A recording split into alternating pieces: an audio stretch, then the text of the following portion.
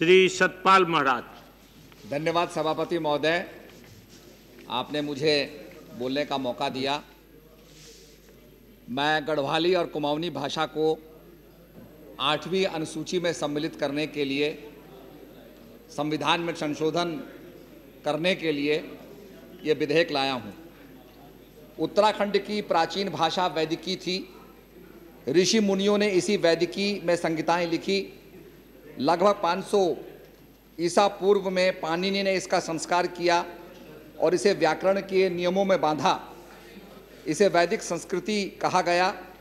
इसी वैदिक संस्कृत में ब्राह्मण ग्रंथों, आरण्यकों एवं उपनिषदों की रचना हुई।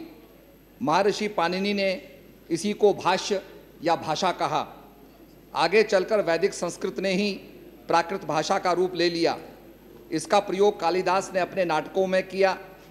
500 ईसा पूर्व से 1000 ईस्वी तक की अवधि में इस प्राकृत ने 3 रूप पाए जाते हैं। प्रथम प्राकृत भाषा पाली कहलाई। बौद्ध शिलालेखों में इसका प्रयोग हुआ। पाली के बिगड़े हुए स्वरूप को द्वितीय प्राकृत कहा गया। इस भाषा के अनेक रूप बने, जैसे सौरसेनी प्राकृत, पैशाची प्राकृत, मगधी प्राकृत, महाराष्ट्री प्राकृत, मगधी प्राकृत, अर्धमगधी, ब्राच, कैकय, खस आदि। यही भाषाएं साहित्य की भाषाएं बनी। काल क्रम अनुसार इन भाषाओं के रूप बिगड़े, जिन्हें अभ्रष्ट या अभ्रंश कहा जाने लगा। सौरसेनी के अभ्रंश से सौरसेनी प्राकृत निकली। इसी सौरसेनी अभ्रंश से पश्चिमी हिंदी, राजस्थानी, गुजराती एवं मध्यवर्ती पहाड़ी समूह की भाषाएं उत्पन्न हुई। इस समूह में गढ़वाली एवं कुमाऊनी भाषा की उत्पत्ति हुई और यह इन भाषाओं में महत्वपूर्ण स्थान रखती हैं। इन्हीं के साथ साथ पूर्वी पहाड़ी भाषा के रूप में नेपाली एवं पश्चिमी पहाड़ी के रूप में हिमाचली भाषा का जन्म हुआ। लौकिक संस्कृत पाली प्राकृत अभ्रंश सौरसेनी गढ़वाली के क्रम में गढ़वाली भाषा का विकास हुआ।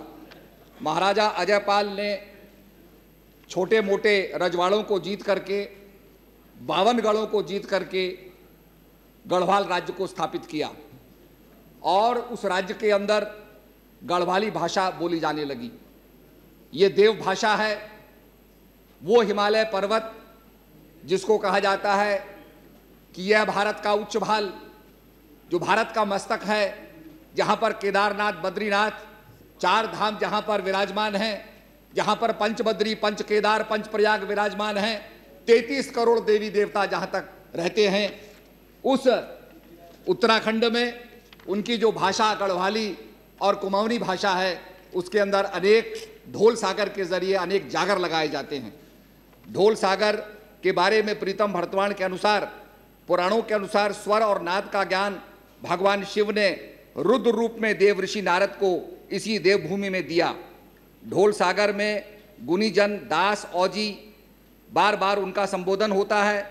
इसमें स्वर, ताल, लय, गमक का विस्तार पूर्वक संवाद होता है तथा गुरु खेकदास का संबोधन, आवाहन, मंत्रोच्चारण में होता है। नाट्य शास्त्र में यह माना जाता है कि नृत्यों में देवता प्रसन्न होते हैं, इसलिए जागरों में भी अभिष्ट की प्राप्ति एवं अनिष्ट के निवारण के लिए देवता नचाने की प्रथा है। इस प्रकार जागरों में ढोल, दमाऊ, हुड़का, डौर, थाली वाद्य यंत्रों का विशेष महत्व है।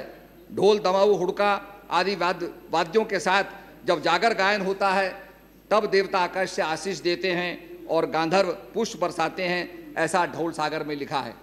आज भी हमारे उत्तराखंड में जागरों की परंपरा है और जागर जब गाए जाते हैं तब देवता प्रत्यक्ष हो जाते हैं और मानवों के साथ संवाद करते हैं।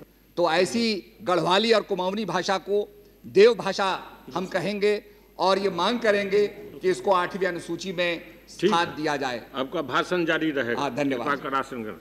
Secretary general.